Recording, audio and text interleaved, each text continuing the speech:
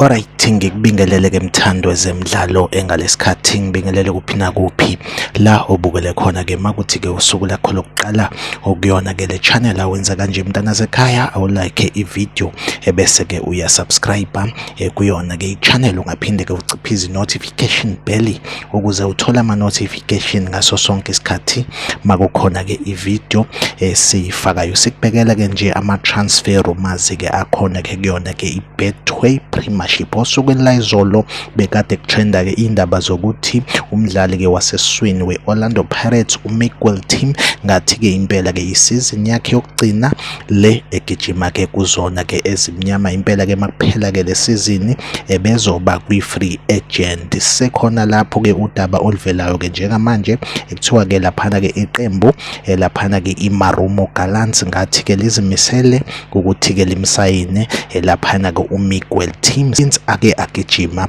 ekulona ke iqembu lapho ke iPirates ke yamthatha khona ekuyona ke iMarumo Gallants. Impela ke simfisela inhlanhla ukuthi ke impela kugcine kwenzekile ukuthi ke iMarumo Gallants ikwazi ke ukuthi ke imsayine ke iyona update engiyiphethe ke njengamanje. Like ivideo ebese ke uya subscribe kuyona ke channel mina nawe ahlangabezana kwevideo elandelayo. Isale kahle.